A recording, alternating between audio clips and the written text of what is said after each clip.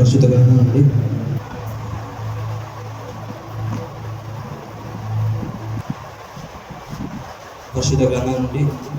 మొదటి పాఠంగా ప్రసంగి గ్రంథం 4వ అధ్యాయం 9వ వచనం నుంచి 12వ వచనం వరకు చదువు.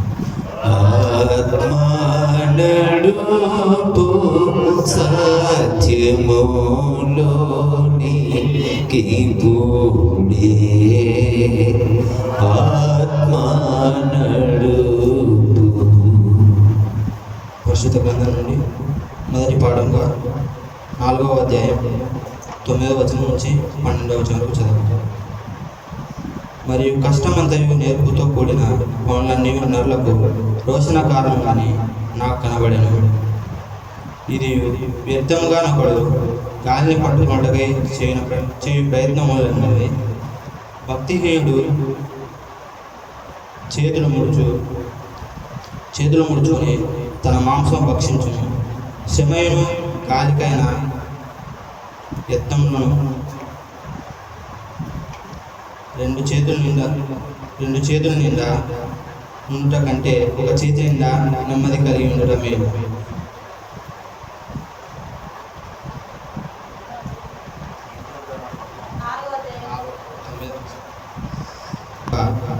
ఒంటిగాడే ఉండుట కంటే ఇద్దరు కూడి ఉండుట మేలు.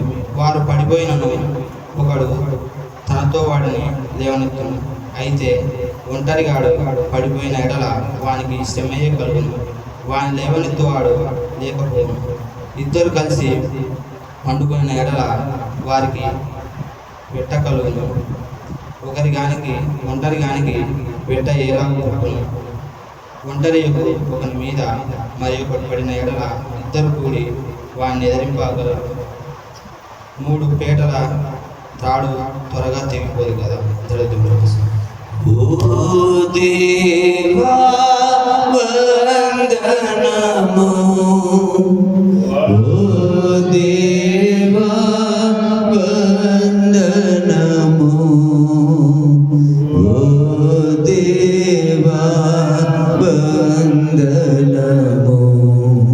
రెండవ పాఠంగా పత్రిక భాగం నుండి అపోస్తలుడైన పౌలు ఎఫెసీయులకు రాసిన పత్రిక 5వ అధ్యాయము 21వ వచనం నుండి 33వ వచనం వరకు వ్రాయబడిన వాక్యమును చదవగా విందాం. ఎఫెసీయులకు రాసిన పత్రిక 5వ అధ్యాయము 21వ వచనం నుంచి చివరి వరకు చదువుకున్నాం. ఆత్మనడుపు సత్యములోనికి పూడే ఆత్మనడుపు. ఎఫెసీయులకు రాసిన పత్రిక 5వ అధ్యాయము 21వ వచనం నుంచి చివరి వరకు చదువుకున్నాం. క్రీస్తునందరి భయంతో ఒకరినొకడు లోబడి ఉండి, స్త్రీలారా ప్రభువుకు వలె మీ సొంత పురుషులకు లోబడి ఉండి. క్రీస్తు సంగమునకు శిరస్సైన లాగున పురుషుడు భార్యకు శిరస్సై ఉన్నాడు. క్రీస్తు శరీరమునకు రక్షకుడై ఉన్నాడు. సంఘము క్రీస్తునకు లోబడి ఉన్నట్టుగా భార్యలు కూడా ప్రతి విషయంలోనూ తమ పురుషులకు లోబడవలెను. పురుషులారా మీరును మీ భార్యలకు ప్రేమించుడి. అటువల్ల క్రీస్తు కూడా సంఘమును ప్రేమించి అది కలంకమైనను ముడత అయినను అటుది మరి ఏదైనా లేక పరిశుద్ధమైనది గాను నిర్దోషమైనది గాను మహిమగల సంఘము గాను ఆయన తన ఎదుట దానిని నిలబెట్టవరకు వాక్యముతో ఊదాకగ్ని స్నానము చేత దానిని అపవిత్రపరిచి పరిశుద్ధపరచుటకై దాని కొరకు తను తాను అప్పగించుకొనెను. అటువలనే పురుషులు కూడా తమ సొంత శరీరము వల్లే తమ భార్యలను ప్రేమింప బదులై ఉన్నారు. తన భార్యను ప్రేమించేవాడు తను ప్రేమించుకుంటున్నాడు. తన శరీరమును ద్వేషించేవాడెవడూ లేడు. కానీ ప్రతి వారము దానిని పోషించి సంరక్షించుకొనును. మనం క్రీస్తు శరీరమునకు అవయములై ఉన్నాము కనుక అలాగే క్రీస్తు కూడా సంఘమును పోషించి సంరక్షించున్నాడు. ఈ హేతువు చేత పురుషుడు తన తండ్రిని తల్లిని విడిచి తన భార్యను హత్తుకొనును. వారిద్దరును ఏక శరీరమగుదురు.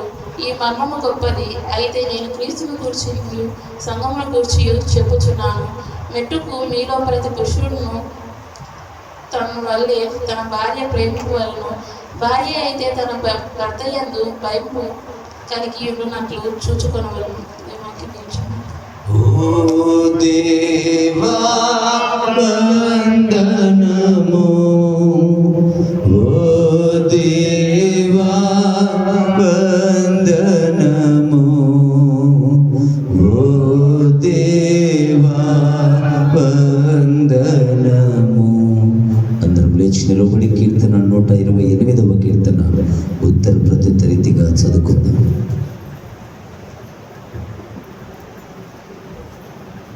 నుండి దావీదు రాసిన సంకీర్తనలు 128వ కీర్తన 1 నుంచి చివరి వరకు ఉత్తర పద్ధతిగా చదవగలుగుతాం. పరిశుద్ధ గ్రంథం నుండి దావీదు రాసిన సంకీర్తనలు 128వ కీర్తన 1 నుంచి చివరికి ఉత్తర పద్ధతిగా చదవగలుగుతాం. యెహోవా యందు భయభక్తులు కలిగి ఆయన త్రోవల యందు నడుచు వారందరూ ధన్యులు.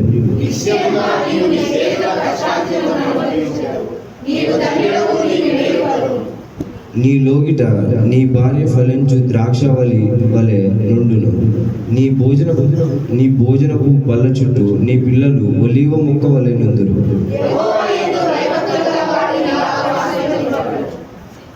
సియోనులో నుండి యెహోవా నిన్ను ఆశీర్వదించును.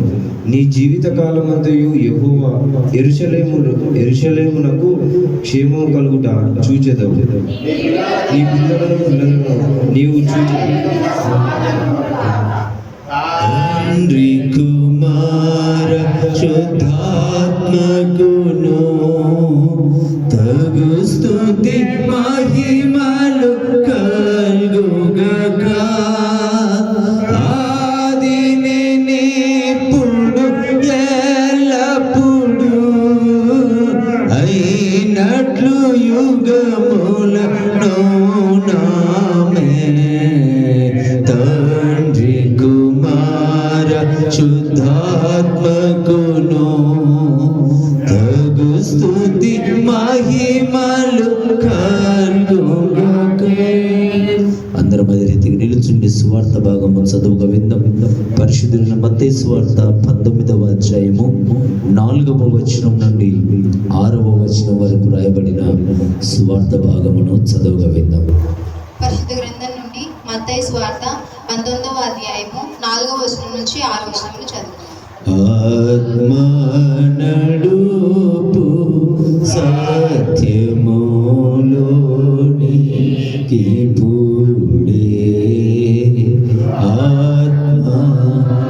ఆత్మనడుపు. పరిశుద్ధ గ్రంథం నుండి మత్తయి సువార్త 19వ అధ్యాయము 4వ వచనం నుంచి 6వ వచనంలో చదువుకుందాం. ఆయన సృజించిన వాడు ఆది నుండి వారిని పురుషునిగాను స్త్రీనిగాను సృజించిననియు, ఇందు నిమిత్తము పురుషుడు తల్లిదండ్రులను విడిచి తన భార్యను హత్తుకొనును, వారిద్దరును ఏక శరీరముగా ఉందురని చెప్పిననియు మీరు చదవలేదా? కాబట్టి వారికను ఇద్దరు కాక ఏక శరీరముగా ఉన్నారు గనుక దేవుడు జతపరిచిన వారిని మనుషుడు వేరుపరచకూడదని చెప్పెను. ఈ కొద్ది వాక్యం దేవుడు దీవించును. ఓ క్రీస్తు స్తోత్రములు, ఓ క్రీస్తు స్తోత్రములు, ఓ క్రీస్తు స్తోత్రములు. దయచేసి కూర్చోనండి. వివాహం అన్నది